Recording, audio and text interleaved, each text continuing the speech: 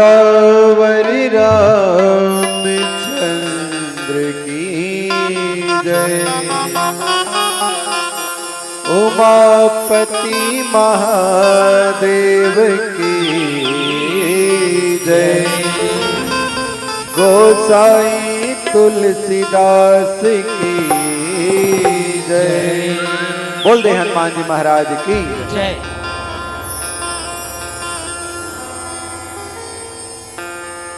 नमः परमहंसाय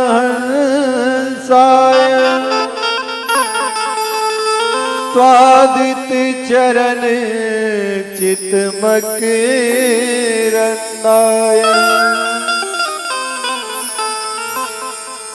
भक्त जन मानस निवासाय श्री रामचंद्राय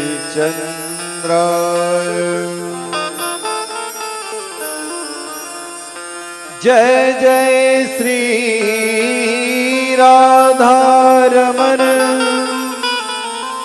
जय जय नवल किशोर जय गोपी चित चोर प्रभु जय जय माखन चोर। रामायण आरंभ सुने आयौ चतुर सुजान श्री सीतापति के चरण कमल बंदी बैठे हनुमान।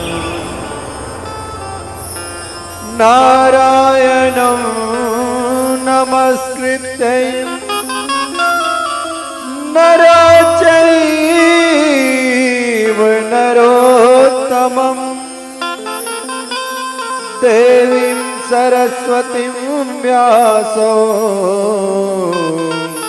ततो जयमुदीरयता। बोले प्रभु गुरुदेव बालक भगवान की जय। बोले पितृदेव महाराज की जय।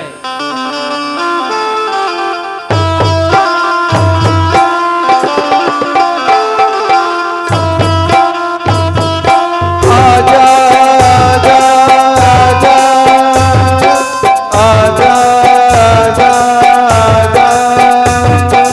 आजा आजा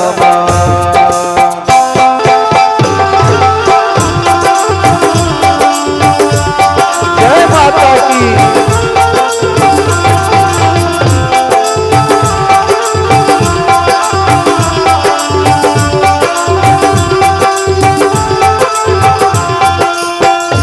तुझे कब से पुकारे तेरा लाल, तुझे कब से पुकारे तेरा लाल, आजा माँ शेरो वाली।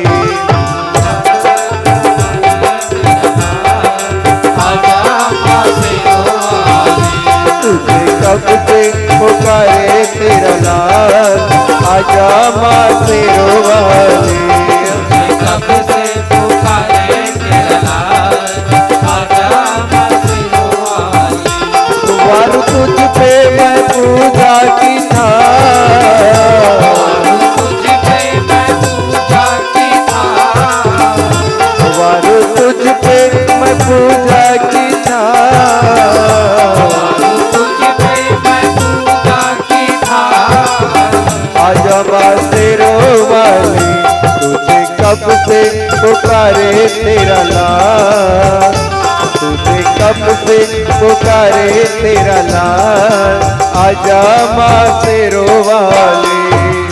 कब से पुकारे तेरा लाल, आजा माँ शेरो वाली। माँ शेरो वाली आजा महरो वाली। ओ माँ शेरो वाली आजा महरो वाली। माँ शेरो वाली आजा महरो वाली। शेरो वाली आजा महरो वाली।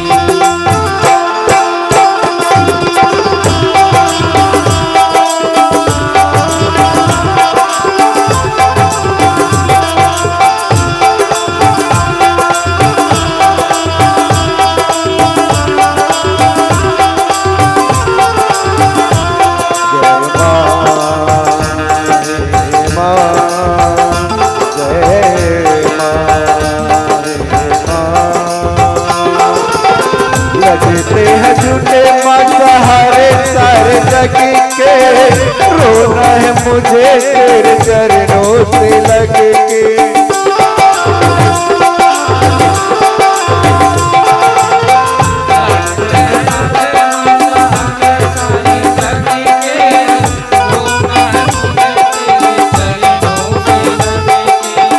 लगते हैं झूठे माँ सहारे सारे जग के, रोना है मुझे तेरे चरणों से लग के, चरणों से लग के।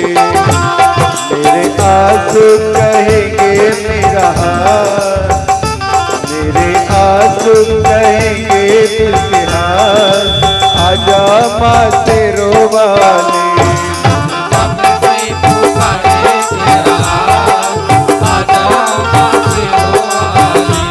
वारू तुझ पे मैं पूजा की था,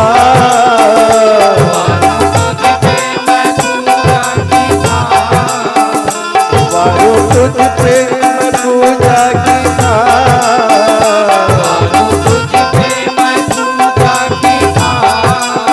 आजा माँ तेरो वाली, तुझे कब से पुकारे तेरा नाम, तुझे कब से पुकारे तेरा नाम, आजा माँ तेरो वाली।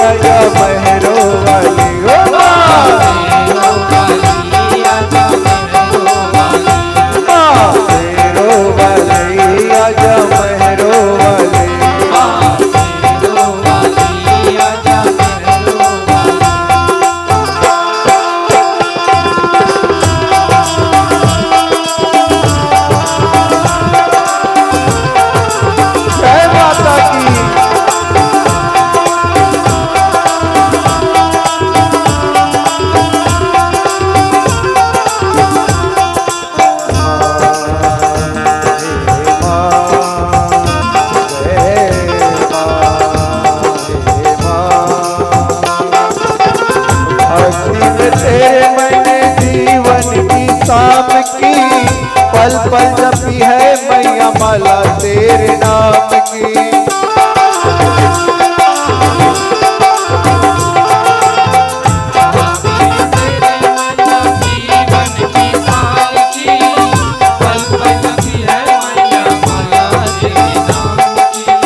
भक्ति में तेरे मैंने जीवन की शाम की, पल पल जपी है मैया माला तेरे नाम की, माला तेरे नाम की।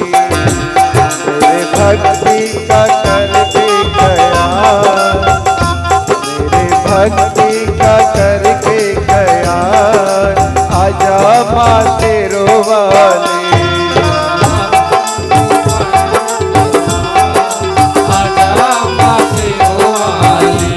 वारू तुझ पे मैं पूजा की था, वारू तुझ पे मैं पूजा की था, वारू तुझ पे मैं पूजा की था, वारू तुझ पे मैं पूजा की था, आजा माँ तेरो वाले, तुझे कब से पुकारे तेरा नाम, कब से पुकारे तेरा नाम, आजा माँ तेरो वाले।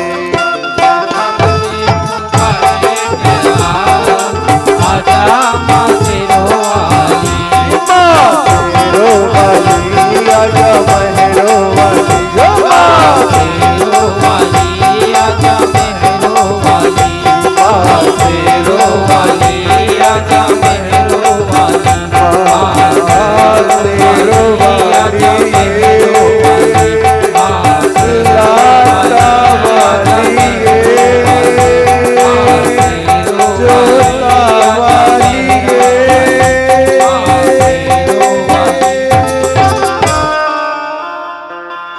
सियापति रामचंद्र की जय। प्रेम से बोलिए लखन श्री रामचंद्र की जय। गुरुर ब्रह्मा गुरुर विष्णु गुरुर्देवो महेश्वरः गुरुर्साक्षात् परं ब्रह्म तस्मै श्री गुरुवे नमः। श्री गुरु चरण सरोज रज निज मन मुकुर सुधारी बरनौ रघुवर विमल यश जो दायक फल चारि। बुद्धिहीन तनु जान के सुमिरौ पवन कुमार। बल बुद्धि विद्या देहु मोहि हरहु कलेश विकार।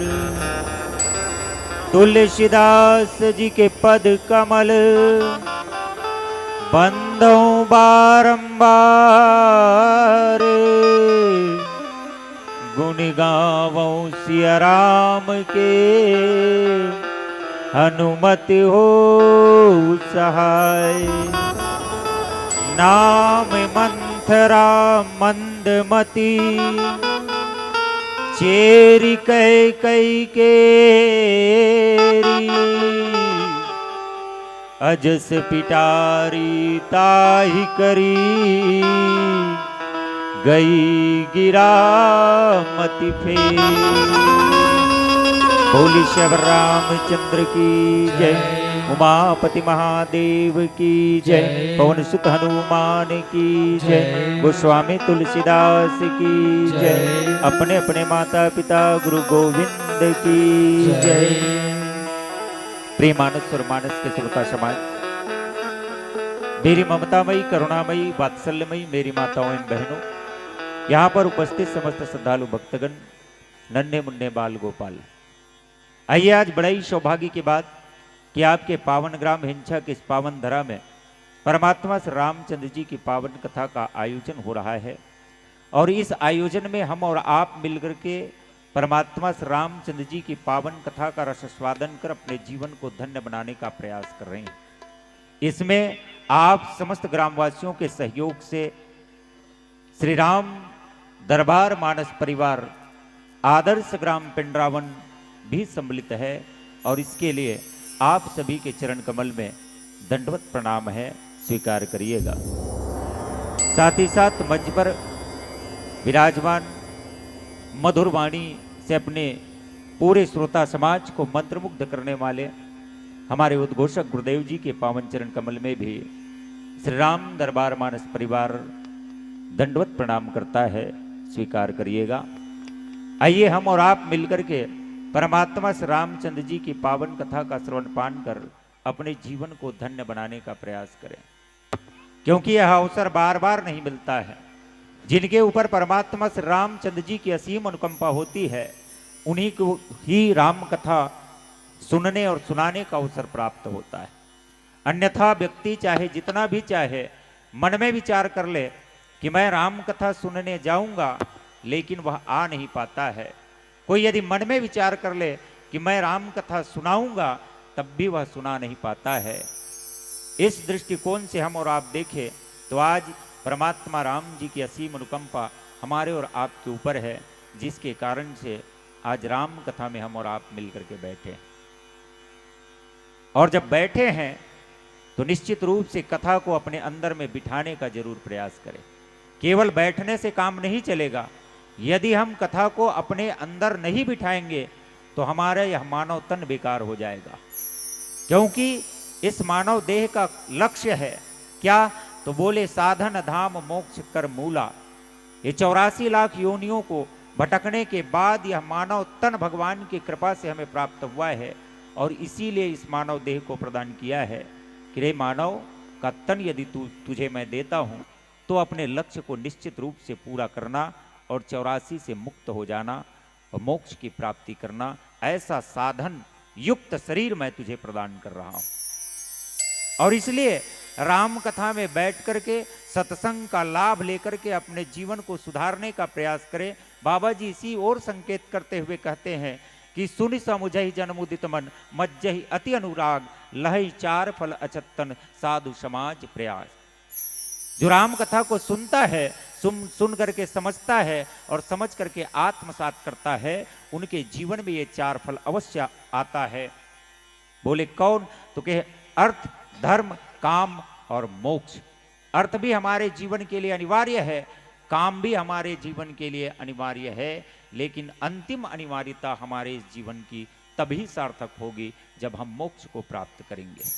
और मोक्ष केवल इतना ही नहीं कि शरीर से यदि आत्मा निकल जाए तो शरीर अपने आप मुक्त हो जाता है। ऐसी मुक्ति की अनिवार्यता हमें नहीं, बल्कि ईश्वर अंश जीव अविनाशी चेतन अमल सहज सुख राशि, उस अंश में जाकर के हम विलीन हो जाए, ऐसी मुक्ति हमें प्रदान करने वाला कोई है तो केवल और केवल राम कथा है। इसलिए राम कथा में अपने मन को लगाने का प्रयास करें। आइए, प्रस्तुत प्रसंग अयोध्या कांड से उद्धृत किया गया है। इसे हम यदि आध्यात्मिक दृष्टिकोण से देखें तो अवध, अयोध्या, आराधना, ध्यान और योग का समावेश जिस प्रदेश में हो, जिस गांव में हो, उसे ही हम अयोध्या कह सकते हैं। एक अवध जहां किसी प्रकार की हिंसा ना हो, किसी प्रकार की मारकाट ना हो, इसे हम अवध कहते हैं। और अवध में ही, अयोध्या में ही राम का आगमन होता है। और जब राम का आगमन हुआ है तो राजा दशरथ एक दिन मन में विचार करते हैं, राय सुभाय मुकुर कर लिन्हा। राजा दशरथ सिंहासन पर बैठते हैं और बैठते ही दर्पण अपने सामने रखते हैं। ये रोज का उनका स्वभाव है। दर्पण हम सभी को देखना चाहिए। दर्पण इसलिए हम नहीं देखे कि हमारी चेहरा कितना सुंदर है।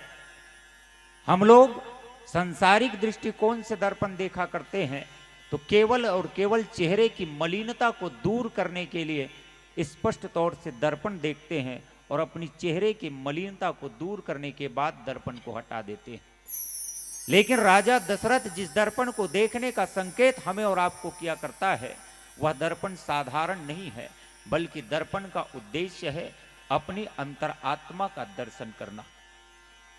आप अंतर्मुखी होकर के अपने अंदर को झांक कर देखने का प्रयास करें। कबीरदास जी कहते हैं कि बुरा जो देखन मैं चला, बुरा न मिलिया कोई, जो दिल आपा खोजिया तो मुझसे बुरा न कोई। अपने अंदर झांक करके देखो, किसी दूसरे के ऊपर दोषारोपण या किसी और को गलत नजरिए से मत देखो, दोषी के तौर पे ना देखो, अपने अंदर झांको।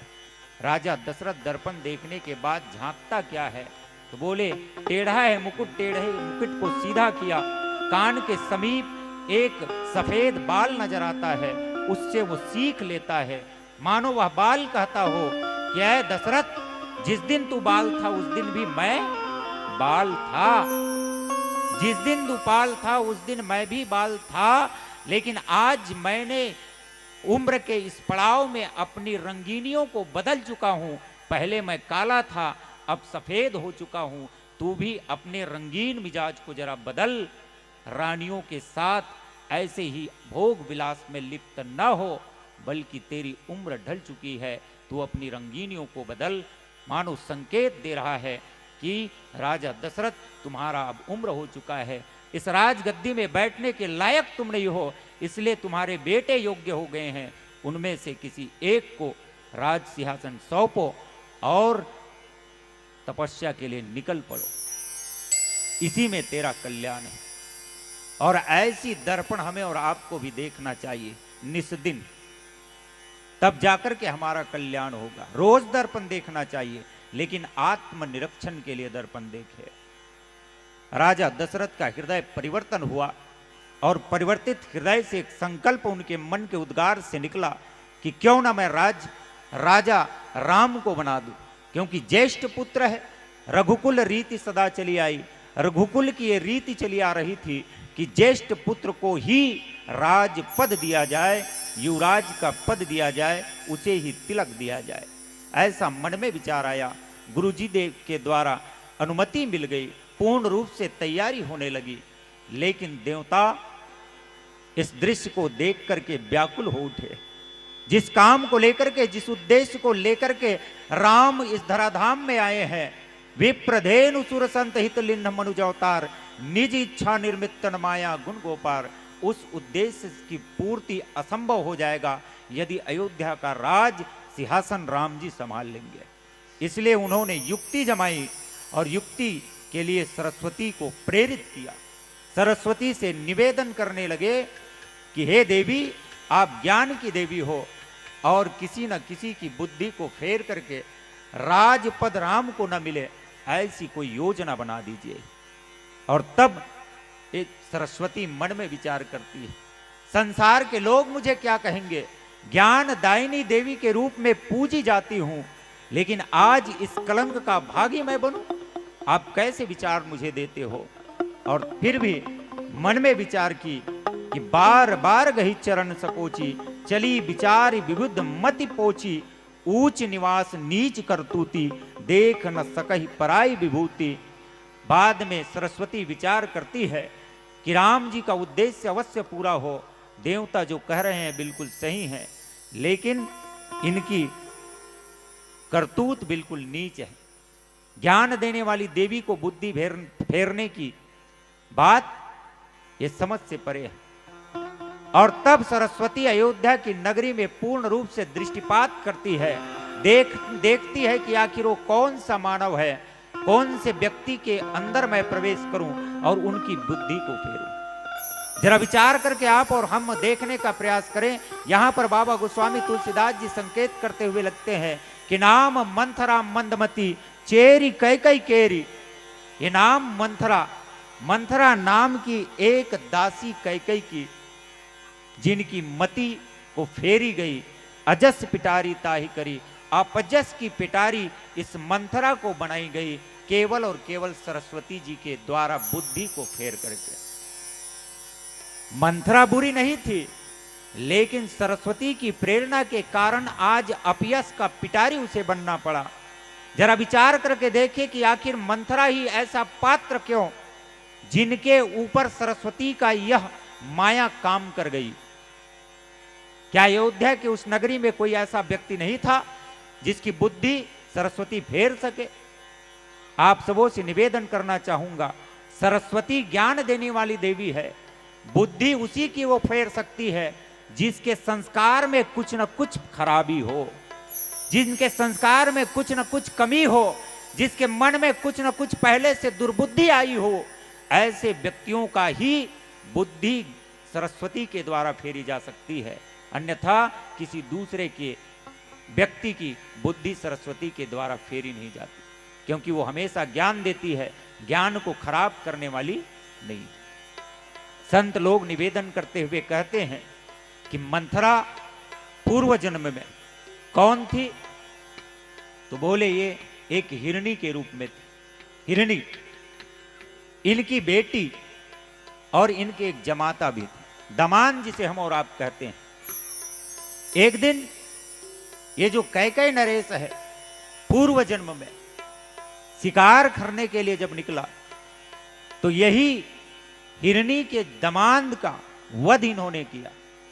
और जब ये हिरणी जाकर के उस राजा के पास निवेदन करने लगी कि आप मुझे मेरे दामाद के इस शव को दे दीजिए, मैं इसे जिंदा करने का यंत्र जानती हूं, मेरे पास वो माया है, मेरे पास वो शक्ति है, मेरे अपने दामाद को जिंदा कर सकती हूं, कृपया मुझे वापस कर दीजिए मेरे दामाद का शव। लेकिन राजा कहने लगा, जिसका मैं स्वीकार किया हूं उसको मैं ही ले जाऊंगा, वापस करने के लिए स्वीकार नहीं किया हूं। और तब मन में ये हिरणी विचार करती है कि आज जैसा आपने मेरी बेटी को विधवा बनाया है, ठीक वैसे ही मैं भी एक दिन तेरी बेटी को विधवा बनाकर ही छोड़ूंगी। और आज वही हिरणी, ये आज वही हिरणी है जो कैकई नरेश अश्वपति के घर में दासी के रूप में जन्म ली है, जिनका नाम मंथरा है। इसलिए उनके मन में पहले से विचार, पहले से संस्कार चित्त में समाया हुआ है, इसलिए सरस्वती ने उनकी बुद्धि फेरने का प्रयास किया और उसकी बुद्धि को फेरी गई। संत महात्मा गण बताया करते हैं, इनके पीछे एक और कारण है। बोले कौन सा कारण? जिस दिन राजा दशरथ विवाह का प्रस्ताव लेकर के कैकेयी नरेश अश्वपति के समक्ष पहुंचा, उस समय मन में विचार किया कि आपका उम्र बहुत ज्यादा हो चुका है, पहले से आप शादीशुदा हो, कौशल्या आपकी पत्नी है और आप दूसरा हाथ मांगने के लिए आए हो। इसलिए मैं किस उद्देश्य से अपनी इस सुंदर बेटी का हाथ आपके हाथ में दूं? और तब ये कैकेयी नरेश अश्वपति विचार किया कि भाई राजनैतिक दृष्टिकोण को ध्यान में रखते हुए इन्होंने एक शर्त राजा दशरथ के समक्ष रखा कि यदि कैकेयी के गर्भ से पुत्र पैदा होता है तो मेरी इस बेटी के ही पुत्र को तुम भविष्य में राजा बनाओ। ये यदि आप वचन देते हो तब कहीं जाकर के मैं अपनी बेटी कैकेयी को आपके लिए सौंपूंगा। और इस बात को कैकेयी नरेश अश्वपति अच्छी तरह से जानता था, इसीलिए इस मंथरा को कैकेयी के साथ विवाह के साथ ही साथ, जिसे छत्तीसगढ़ी में जोरन कहा जाता है, उस जोरन के तौर पे मंथरा को दासी बना करके भेजी गई। इस बात पर जरा गौर कीजिएगा, मंथरा कैसी है? तो बोले ये कुबड़ी है, ये कुरूप है, कुबड़ी है, अपंग है। क्या कैकेयी नरेश अश्वपति के घर में सुंदर सुंदर दास दासी नहीं थी, जिनके कारण ऐसे कुरूप जो ढंग से चल भी नहीं पा रही थी और ऐसे कुबुद्धि वाली मंथरा को भेजे? इसके पीछे कैकेयी नरेश का एक राजनैतिक सूत्र काम कर रहा था। और वो सूत्र क्या है? तो बोले राजा दशरथ और कैकेयी अंतर महल में जब बातचीत करते रहे होंगे, पर्सनल जिसे हम बात कहते हैं, पर्सनल बात, उस समय यदि ये मंथरा ये कुबड़ी है, अपंग है और इसकी बुद्धि थोड़ी कम है, तो ये हर जगह एनी टाइम कहीं भी आने जाने में व्यवधान नहीं उत्पन्न करेगी। राजा मन में विचार करेगा, दया का पात्र है ये मंथरा, आने दो।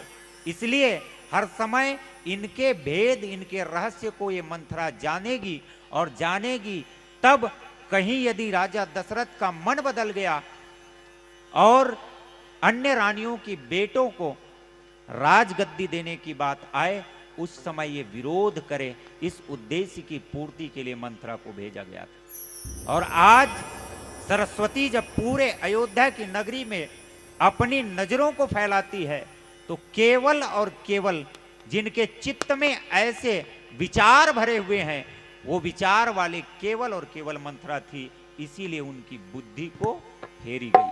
आइए इस पर और विस्तार से चर्चा करने का प्रयास करें कि आखिर ये मंथरा है क्या चीज। एक भजन के बाद बोले श्री रामचंद्र की जय। लखन सिया रामचंद्र की जय। मन मरे ममता मरे,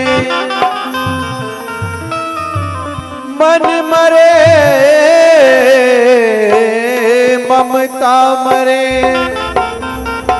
के मर मर जात शरीर। आशा तृष्णा झन मरे, कह गए दास कबीर। बिरना बिरना बिरना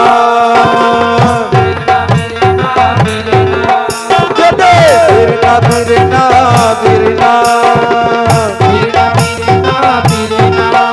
अरे बिरना बिरना बिरना, अरे बिरना रे चोला धन एक दिन होई है बिरना, अरे बिरना रे चोला धन एक दिन होई है बिरना, बिरना रे चोला धन एक दिन होई है बिरना, अरे बिरना रे चोला धन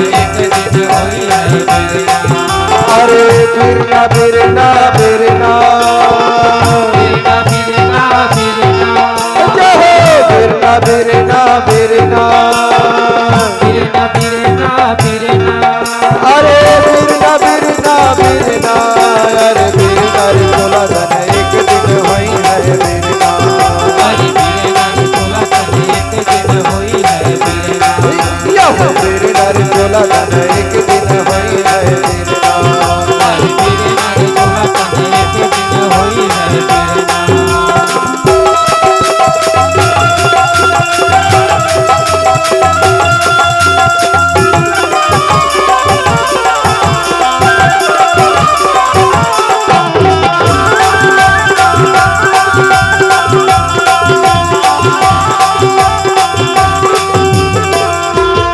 और माटी कहे मोला धीरे धीरे रौंद बेजी कुहड़ा अरे माटी कहे मोला धीरे धीरे रौंद बेजी कुहड़ा हर एक दिन अवसर आई रे कुहड़ा ओ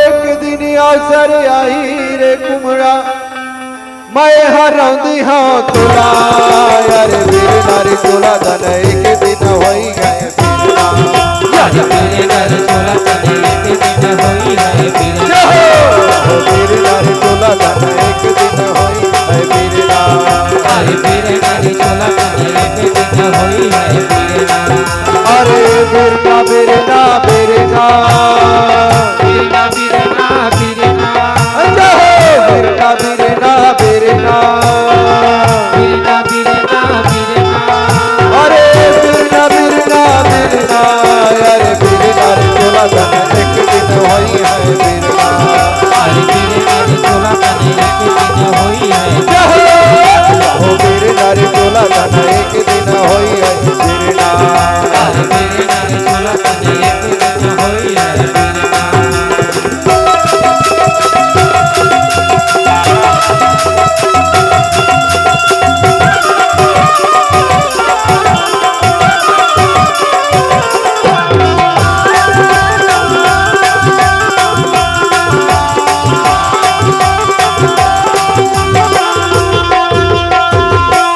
अरे लकड़ी कहे मोला धीरे धीरे छोले बेजी बढ़ाई अरे लकड़ी कहे मोला धीरे धीरे छोले बेजी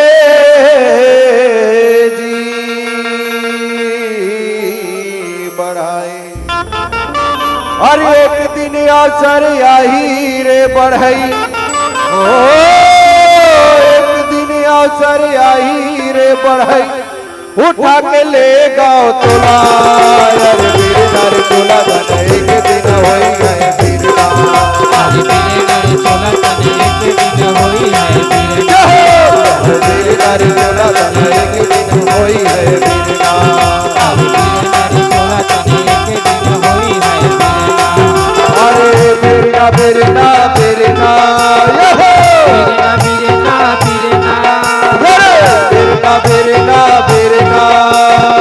बिरना बिरना बिरना अरे बिरना बिरना बिरना अरे बिरना रे तोला धन एक दिन होई है बिरना अरे बिरना रे तोला धन एक दिन होई है बिरना बिरना रे तोला धन एक दिन होई है बिरना अरे बिरना रे तोला धन एक दिन होई है बिरना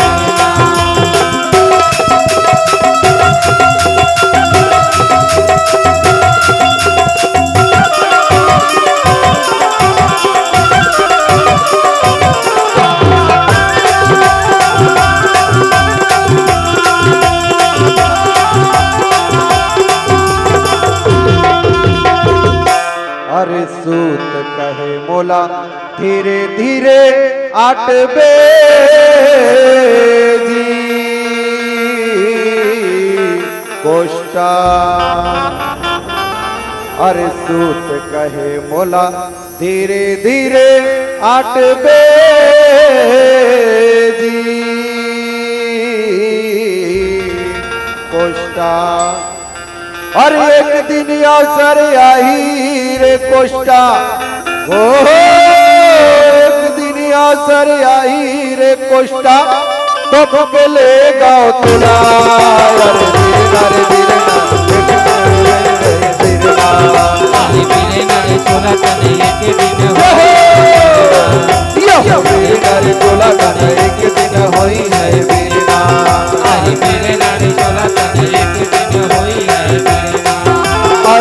बिरना बिरना बिरना बिरना बिरना बिरना बिरना बिरना बिरना बिरना बिरना बिरना अरे बिरना बिरना बिरना अरे बिरना रे चोला गाना एक दिन होई है बिरना। अरे बिरना रे चोला गाना एक दिन होई है अरे बिरना रे चोला गाना एक दिन होई है बिरना।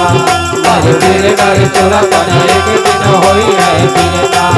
अरे बिरना रे चोला गाना एक दिन होई है बिरना। सियापति रामचंद्र की जय।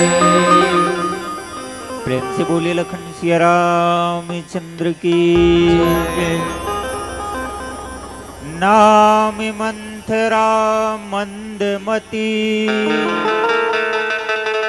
चेरी कई कई केरी अजस पिटारी ताही करी गई गिरा मति फेर।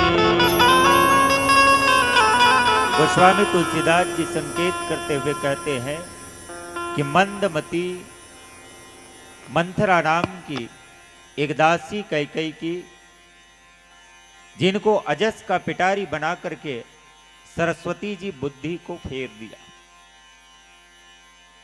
इनके पीछे केवल और केवल कारण ये कि मंथरा के अंदर में वो चित्त में कुविचार समाहित था, इसीलिए सरस्वती भी उनकी बुद्धि को प्रेरित करने में सफल हुई।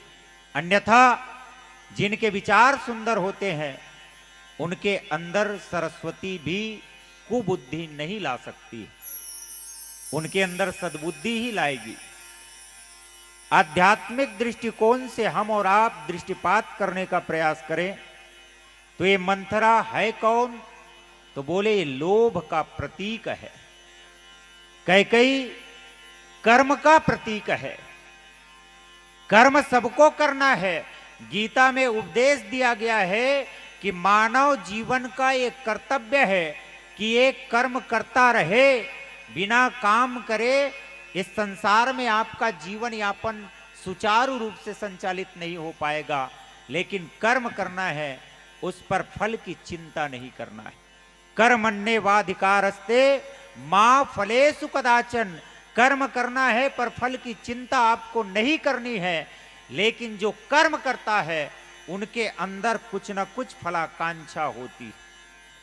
राम कथा हम और आप सुनने बैठे हैं तो फ्री में नहीं बैठे, किसी न किसी प्रकार की फल की आकांक्षा को लेकर के राम कथा में बैठे। इतने स्वार्थी होते हैं हम लोग, और जिनके अंदर में स्वार्थ भरा होता है, फल की आकांक्षा भरी होती है, वहीं ये लोभ की वृत्ति अपना कार्य प्रारंभ करना शुरू कर देती है। और जब लोभ की वृत्ति कार्य प्रारंभ करती है तो हमारे जीवन से ज्ञान, भक्ति और वैराग्य बाहर होने लगता है। लोभ हमारे जीवन में आ जाए, ज्ञानी व्यक्ति के जीवन में लोभ आ जाए तो लोभ के कारण उनका ज्ञान धीरे धीरे कम होता जाता है, ज्ञान उससे दूर होता चला जाता है। प्रत्यक्ष उदाहरण कहीं ना कहीं आप देख लीजिएगा। झाड़ फूक करने वाले तंत्र मंत्र ज्ञानी व्यक्ति होते हैं, और यदि वो फ्री में जनसेवा की ओर से काम करता है, निःशुल्क कार्य किया करता है, तब उसका तंत्र मंत्र यंत्र सब कुछ काम करता है। लेकिन जैसे उनके अंदर लोभ आता है, लालच आता है, उनका ज्ञान कम होते चलता है, अर्थात उनका यंत्र मंत्र तंत्र काम करना बंद कर देती। ये ज्ञान के विरोधी होते हैं। वैराग्य के दृष्टिकोण से हम और आप देखें तो वैरागी व्यक्ति सबको त्याग करके, मोह माया को त्याग करके बाहर निकल जाया करते हैं, लेकिन बहुत सारे चेले चंगुरिये होने के कारण, शिष्य अनुयायी सबसे ज्यादा करने के कारण कहने लगते हैं कि गुरुजी आप बहुत वैरागी किस्म के हो गए हो, चलो यहीं पर हम आपके लिए आश्रम बना देते हैं, धन दौलत का अंबार लगा देते हैं। फिर वह वैरागी व्यक्ति वहीं पर फंस के रह जाता है और उनका ज्ञान वैराग्य दूर होता चला जाता है। उनका मोह जो छूट गया था घर द्वार से, रुपये पैसे धन दौलत से, उनकी और उनकी ममता बढ़ने लगती है। भक्ति जो भक्ति के पथ पर निरंतर अग्रसर होते हैं, उनके जीवन में भी ये लोभ विरोध करती नजर आती है। हनुमान जी महाराज हमें सूत्र देते हैं कि लोभ हमारे जीवन में आ जाए तो लोभ से छुटकारा हमें कैसे मिलनी चाहिए भक्ति के रास्ते में चलने वाले। एक बड़ा ही सुंदर सूत्र दिया, हनुमान ते ही परसा कर पुनि किन्न प्रणाम। हनुमान जी महाराज मैनाक पर्वत को केवल और केवल स्पर्श करते हैं और आगे बढ़ चलते हैं। मानो हमारे जीवन में यदि लोभ आए तो हमें केवल और केवल उतना ही लोभ करे जिनसे हमारा गुजारा चल जाए। चाशनी रखी हुई है कड़ाही में, उसके समक्ष दो जंतु विशेष रूप से पहुंचते हैं, जीव, पहले चींटी और उसके बाद मक्खी। मक्खी सभी चाशनी को एक साथ पी जाने के उद्देश्य से बीचों बीच कड़ाही के पास में जाता है और अपने मुंह को डाल देता है। मुंह डालता है और खुद अपने आप फंसकर वहीं मर जाता है। लेकिन चींटी, लोभ उनके जीवन में भी है, लालच उनके अंदर में भी है कि मैं भी रसास्वादन करूं चाशनी का, लेकिन वो कड़ाही के नजदीक से बिल्कुल उतरती है, कोर से नजदीक से, और धीरे धीरे उतर करके अपने मुंह में चाशनी का रस आस्वादन करने के बाद पुनः वापस लौट जाती है। और जब फिर मन करता है फिर लौट कर आती है और फिर पी लेती है, रस का आनंद लेती है और फिर चली जाती है। ऐसे ही लोभ हमारे जीवन में होना चाहिए। ये लोभ हमारे जीवन में आए तो ज्ञान भक्ति वैराग्य अपने आप बाहर हो जाता है। और यही है लोभ रूपी मंथरा अयोध्या की उस भूमि में आया और तब 14 वर्ष के लिए ज्ञान भक्ति वैराग्य राम लक्ष्मण सीता जी का वनवास हुआ। एक और विरोधी पात्र है ताड़का। ये कर्म विरोधी है। यज्ञ संरक्षण के कार्य के लिए विश्वामित्र जी संलग्न थे, लेकिन बार बार यज्ञ कर्म को खराब कर देती थी, ध्वस्त कर देती थी। भगवान श्री रामचंद्र जी के द्वारा ताड़का का वध हुआ। कहने का तात्पर्य यह है ज्ञान के द्वारा हम अपने कर्म को मार सकते हैं। एक और विरोधी पात्र रामचरितमानस में है, वो कौन? तो बोले शूर्पणखा। ये शूर्पणखा भक्ति की विरोधी है, सीता को हटा करके राम को पाना चाहती है। ये भक्ति विरोधी है। और ये शूर्पणखा है कौन? तो ये है वासना। वासना जीवन में ज्ञानी व्यक्ति के समक्ष भी आता है, वैरागी व्यक्ति के समक्ष भी आता है, लेकिन इन दोनों के जीवन में यदि भक्ति ना हो तो ये वासना के चंगुल में फंस जाया करता है। इसलिए भक्ति विरोधी वासना को दूर करना है हमें। ये विरोधी पात्र है। एक और उद्देश्य मंथरा। इसके नाम का संधि विच्छेद करके हम और आप देखिए, मन धन थरा। मन मतलब होता है अपनी बुद्धि या मानसिक विचार, और थरा मतलब छत्तीसगढ़ी भाषा में बोले जाए तो इसे थरहा बोलते हैं। किसान के हम सभी पुत्र हैं। किसान अपने खेत में बीज डालता है किसी एक निश्चित जगह में, और उस बीज को डालने के बाद 15-20 दिन तैयार होने के बाद जो पौधा होता है, उस पौधे को एक निश्चित खेत पर ले जाकर के उसे रोपा जाता है। इसे हम थरहा बोलते हैं। बीजारोपण की जो प्रक्रिया है ये है मंथरा। अपनी मानसिक विचारों को दूसरे के मानसिक विचारों में थोप दे, यही मंथरा है। और आजकल जरा विचार करके देखिए, जिस प्रकार से कैकई का नाम पूरे संसार के किसी भी नारी अपनी बेटी का नाम रखना पसंद नहीं करती है, ठीक वैसे ही मंथरा का नाम भी लोग रखना पसंद नहीं करते। आखिर इसके पीछे कारण क्या है? तो बोले ये दूसरे अपनी मानसिक विचारों को दूसरे के मानसिकता में रोप देता है, इसलिए इस प्रकार की मंथरा समाज के लिए घातक है, कलंक है। इसलिए मंथरा का समूल नाश होना चाहिए, मंथरा का समाज से बहिष्कार होना चाहिए। इसलिए मंथरा का नाम नहीं रखा जाता। साधारणतः हमारे व्यवहारिक दृष्टिकोण में प्रत्यक्ष रूप से नाम भले ही ना हो मंथरा, लेकिन मंथरा जगह जगह दिखाई देती है।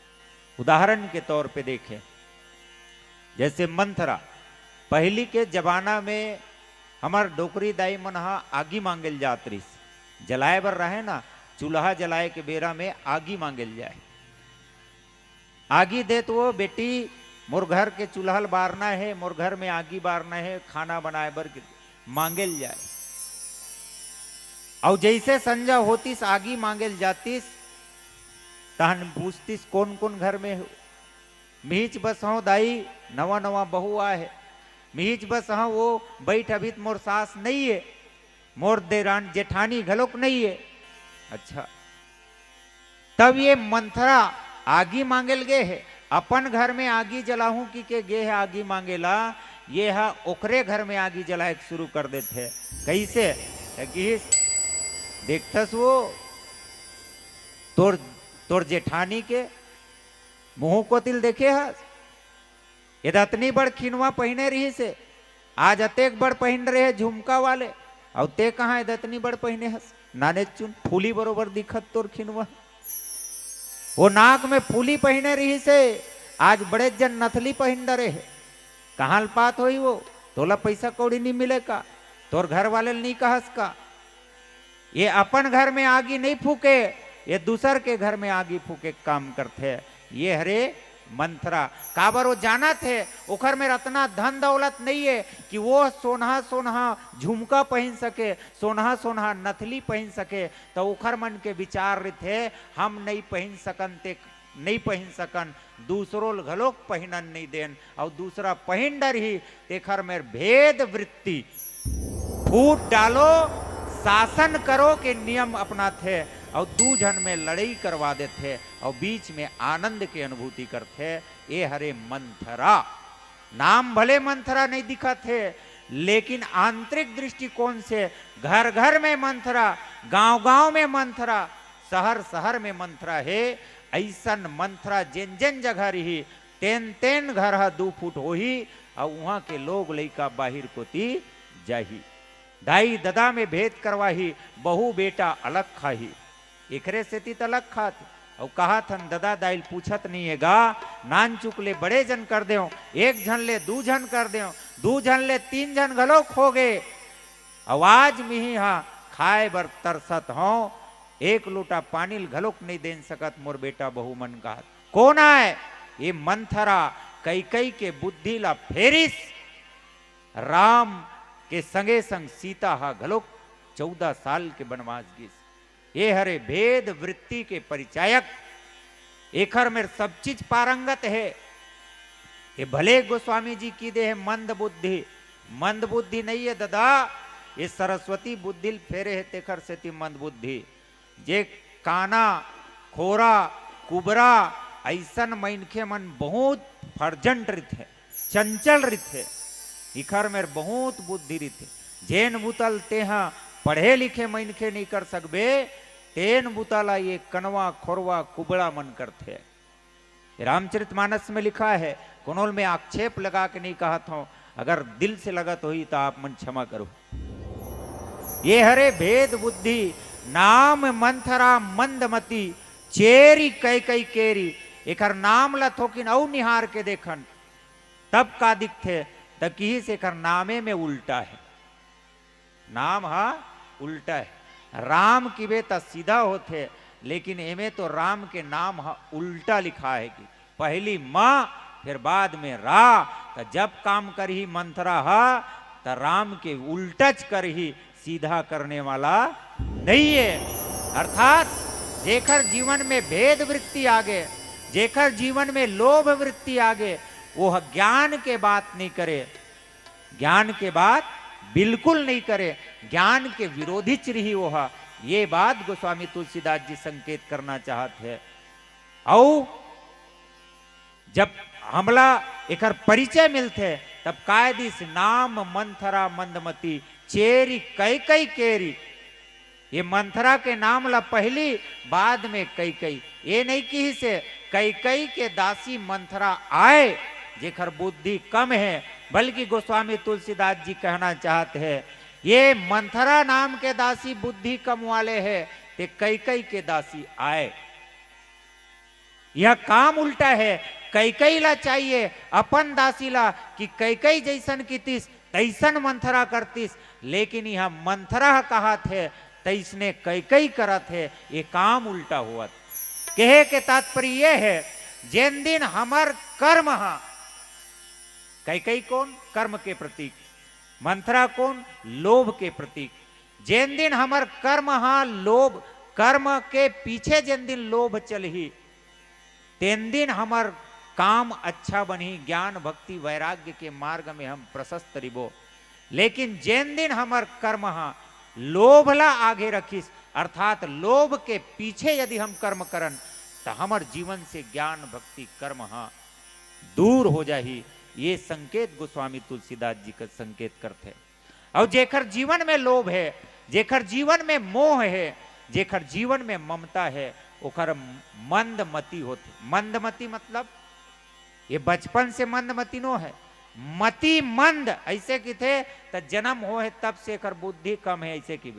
लेकिन मंदमती एकर में कूट कूट के बुद्धि भरा है, लेकिन कुछ कारण वश एकर बुद्धि हम मंद हो गए है, पतराग है कि थे। उदाहरण देते हमर गुरु जी मन हा, बाबा गोस्वामी तुलसीदास जी संकेत करते अति विचित्र रघुपति चरित जान ही परम सुजान, जे मति मंद विमोह बस हृदय धरहि कछु आन। जेखर जीवन में कोनो प्रकार के मोह आ जाते ओखर मंदमती हो जाते, मति हा मंद हो जाते। कि ये मंदमती का एक दिन के बाद आए, एक जन लइका हा खुरात खुरात आवत रही गली को तिले, और 3 जन डॉक्टर मन हा एक पेड़ के नीचे में बस के अगोरा में बैठे रहे, और तीनों कोई सकला रहा है तो बेचारा मन आपस में बातचीत करते है। अब एक डॉक्टर दूसरा डॉक्टर से बात करी, एक गुरुजी दूसरा गुरुजी से बात करी, एक माई लोगन दूसरा माई लोगन से मिली तो चर्चा बातचीत होबेच करी। एक जन पढ़ैया लिखैया दूसरा पढ़ैया लिखैया संगोठिया ही बताही अपन अपन विषय के बारे में। एमन चर्चा करत रही से लइका खुरात आत रही से। MBBS डॉक्टर है, नान मुन घलुक नहीं, डिग्री धारी। अब ये मन अलग अलग किस्म के विशेषज्ञ आए, कोनो गला के विशेषज्ञ, कोनो हा हड्डी के विशेषज्ञ, और कौन हा नस के विशेषज्ञ। ये मन अपन विचार रखे थे, लइका खुरात आते दुरिहल देखा थे, हड्डी के विशेषज्ञ डॉक्टर के थे कि भैया ये हा एकर हड्डी में कुछ प्रॉब्लम हो जी, तेखर से ये लइका खुरावत तैसे लागते मोला। तो नस वाले डॉक्टर के थे नहीं भैया ते कहा था ते गलत है जी, वैसन बात नो है, एकर मस्तिष्क के एक आठी नस हा दब गे हो ही, तेखर से ती खून के दौरान पैर को ती नहीं हुआ थे, जैसन मस्तिष्क चाहत तैसन संचालन नहीं कर पाते है, तेखर से ती गोड़ खुरावत है कि। और अन्य डॉक्टर एक जन विशेषज्ञ है ते बिचारा अपन विचार ला रखते कि ये फलानक से ती खुरावत है। एक जन सियान बैठे रहा है, तुमन काबर अपने अपन होथो जी, वो लइका रेंगत आत है, इहती थोर किन बुला लो और पूछ लो तुम्हार शंका समाधान हो जही। तो बिल्कुल ठीक है, शंका समाधान हो जी। अरे प्यूराग है काजी कतेक बेर डॉक्टर ला बुलाइस, डॉक्टर मन लइकल बुलाइस, लइकल पूछते कि बेटा काक से ती तोर गोड़ खुरावत है, तो वो लइका बेचारा बताते है दादा ये चप्पल के मोर चुटका है टूट गए है, तो मैं दोनों उंगली में दबा दबा करेंगे तो तेखर से ती खुरात आत हो गई। अबर शर्मिंदा मत हो। एक ठी चप्पल हाथ में धरूं, एक ठी पहिर के रेंग हूं, तो हंसी फबितक बात है। तो का करो दोनों अंगरी में दबा दबा करेंगा तो कोनो झन जाने की के तेखर से तिखुरात हो गए। तो ये डॉक्टर मन के बुद्धि कम है का? नहीं, ये मतलब संशय हो गए, मोह हो गए, भरम हो गए, तेखर से तीखर बुद्धि काम नहीं करीस। ठीक वैसने नाम मंथरा मंदमती चेरी कई कई केरी अजस पिटारी ताही करी गिरामती गई गिरामती फेरी। आवो ऐसे तो बहुत अकन है हम कहे के प्यूरा गए हम मतलब जाना है एक मंज बचे है एती ओती बोल परे हूँ अंते तंते। तो आप मन से हाथ जोड़ के क्षमा याचना करत हूँ, क्षमा कर दूं। बोले श्यावर रामचंद्र की जय। लखन सिया रामचंद्र की जय।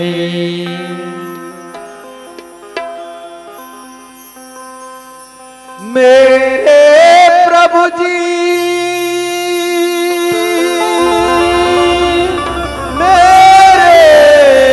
प्रभु जी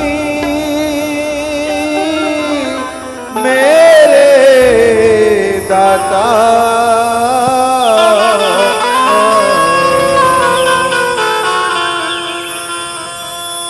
ओ सारी दुनिया है तेरा दीवाना, ओ सारी दुनिया है तेरा दीवाना। सारी दुनिया की सरकार तुम हो,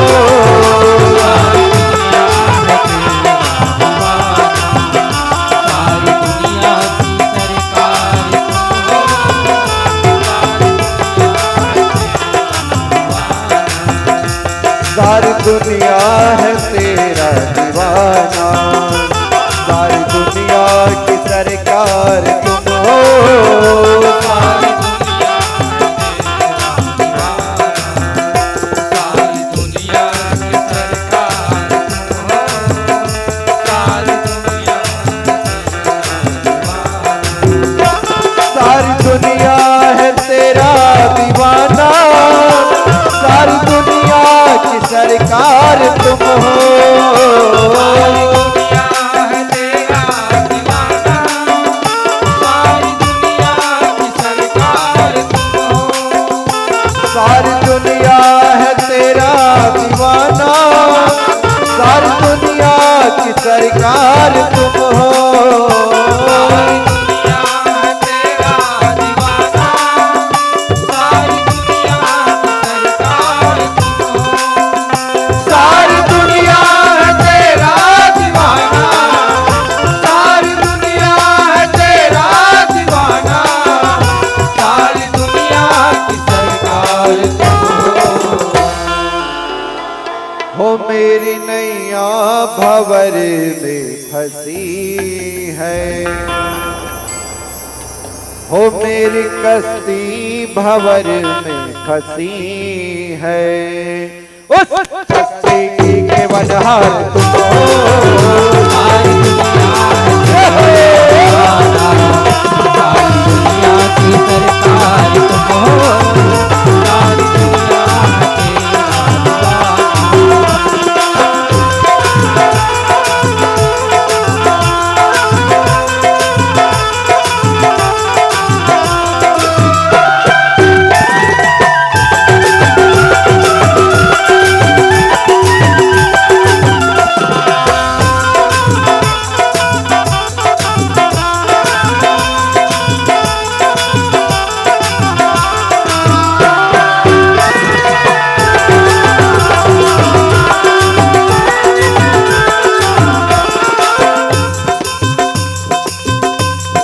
मैं अगर तुम्हें भूल जाऊं मेरे दाता मुझे याद रखना। मैं अगर तुम्हें भूल जाऊं मेरे दाता मुझे याद रखना। मैं अगर तुम्हें भूल जाऊं मेरे दाता मुझे याद रखना। मैं अगर तुम्हें भूल जाऊं मेरे दाता मुझे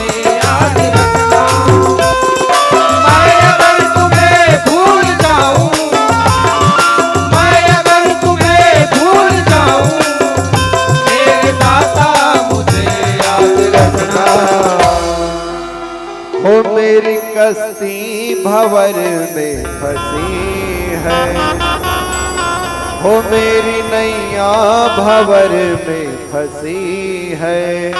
उस नैया की केवनहार तुम हो, सारी दुनिया तेरा दीवाना, सारी दुनिया की सरकार तुम हो, सारी दुनिया तेरा दीवाना। सारी दुनिया की सरकार तुम हो, सारी दुनिया तेरा दीवाना, सारी दुनिया की सरकार तुम हो, सारी दुनिया है तेरा दीवाना, सारी दुनिया की सरकार तुम हो।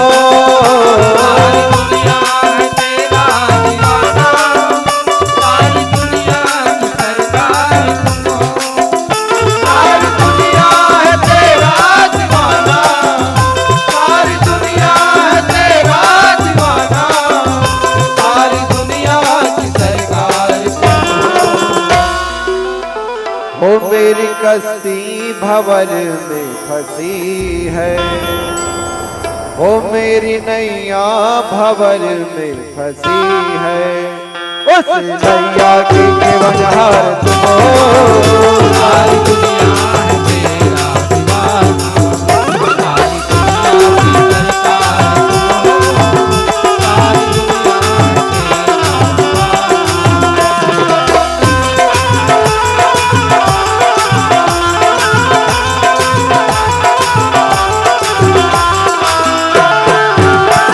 है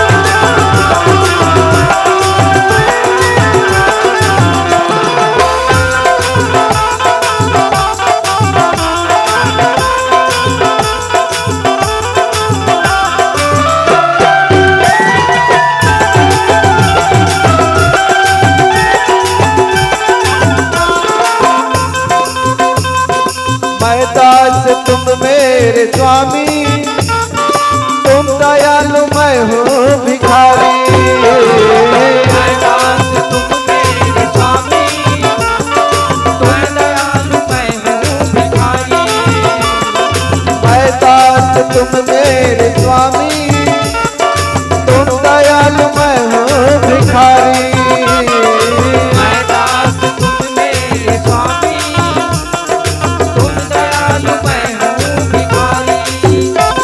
मैं दास तुम मेरे स्वामी, मैं दास तुम मेरे स्वामी, तुम दयालु मैं हूँ भिखारी। हो भीख कृपा की झोली मेरे भर दे, हो भीख कृपा की झोली मेरे भर दे। मैं तो दास तेरे चरणन की, सारी दुनिया है तेरा दीवाना, सारी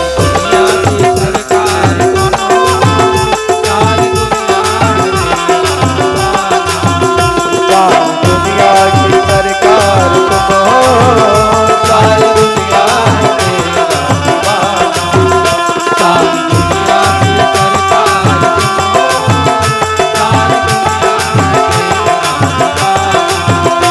सारी दुनिया है तेरा दीवाना।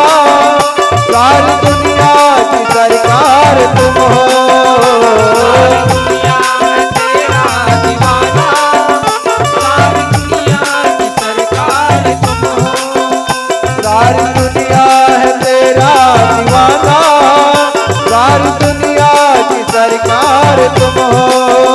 सारी दुनिया है तेरा दीवाना, सारी दुनिया की सरकार तुम हो, सारी दुनिया है तेरा दीवाना, सारी दुनिया है तेरा दीवाना, सारी दुनिया की सरकार तुम हो। हो मेरी नौका भंवर में फंसी है, हो मेरी कश्ती भंवर में फंसी है। उस कश्ती की केवनहार तुम हो, सारी दुनिया है तेरा दीवाना, सारी दुनिया की सरकार सभी ताली बजाएंगे भगवान दुनिया के